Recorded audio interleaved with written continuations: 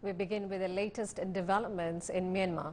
The military says a free and fair general election will be held and power will be handed over to the political party that wins. This comes as the military took control of the government earlier today and declared a state of emergency for a year. State Councillor Aung San Suu Kyi and top officials have been detained on the grounds of fraud in last November's elections. Now, for more on this developing story, I have Dave Grumbom joining me from Kuala Lumpur. Dave, you have covered Myanmar for several years and you know the political landscape pretty well. Tell us why now? And more to the point, what happens next? Yeah, so when you talk about the Myanmar military and the Senior General Min Aung Hlaing, he was set to retire in July when he turned 65, reaching the mandatory retirement age. But it's no secret that he's had his eyes on the presidency. And that seemed like there was just no way for him to get there when you consider what happened in the November elections, where Aung San Suu Kyi's National Democracy won more than 80% of the available seats in a landslide victory. So what you basically would say is, and the new parliament that was elected was set, the lower house was set to sit today. Last week, they kept saying that there was widespread election fraud. The Elections Commission rejected it. If he was going to make some move, try and make some sort of maneuver like this was really the time when he had to do it. Of course, most of the Myanmar public rejects his accusations of widespread election fraud, and they see this just as a ploy for him to try to legitimize what they see as nothing more than a coup and a way for him to stay in power. Now, international pressure has been coming in fast with protests in Asian countries. Do you think this is going to put pressure on the military at all? It's going to have little to no effect on the military. I mean, keep in mind, this was a military dictatorship for almost 50 years that they started coming away from about 10 years ago. So during those 50 years of military dictatorship, not only were there protests around the world, but you had strong economic sanctions coming, particularly from the West.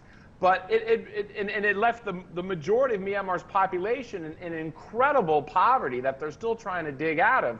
A country that was at one time one of the richest in Asia became one of the poorest under these economic sanctions.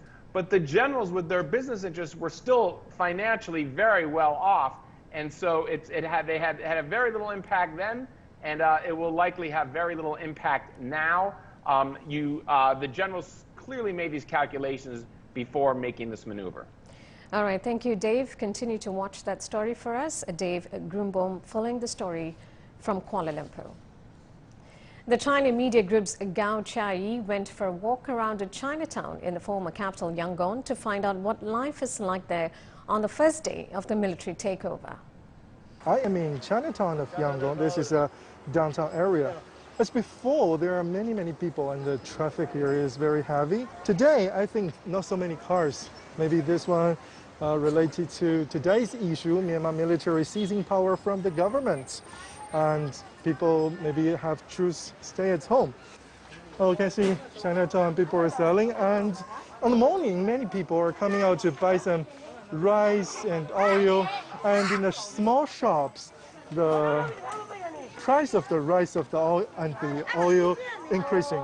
But in the supermarkets, the price didn't have much change and still have many rice and oil to buy. So it's no worry to people's daily life. That's what you can see. Let's back to the main streets. I think the business is not good. Not so many people as before. But the fruit is beautiful, right? Actually, we can see people are in their normal lives, not influenced by this kind of action. China has called on all parties to resolve their differences under a constitutional and legal framework. Yo Young speaks to an expert on Asian studies about future prospects for the Southeast Asian country. Myanmar's military said they have taken control of multiple governments and parliaments in many parts of the country. In response, China's foreign ministry is calling for the Southeast Asian country to sort out the issue. China is a friendly neighbor of Myanmar and hopes the various parties in Myanmar will appropriately resolve their differences under the constitutional and legal framework to protect political and social stability. Song Qingrun, a Chinese expert on foreign affairs, says the military's move comes due to their dissatisfaction with last year's parliamentary elections. Myanmar's armed forces believe there was massive voting fraud during the parliamentary elections. They had demanded the postponing of new parliamentary sessions. But the Union Election Commission dismissed the allegation last week. That is why they made their move. Military officials say they will rerun the multi-party general elections after 1 year state of emergency, which was declared earlier in the day, has ceased, and will subsequently return state power to the new government. They added that the country's Union Election Commission will be reformed and the electoral process will be reviewed. But Song says whether the military's plan could be implemented as it is scheduled remains unknown.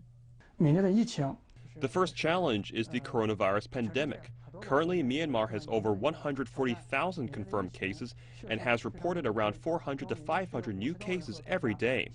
So controlling the pandemic is the first issue on the military's plate. They also need to ensure economic recovery.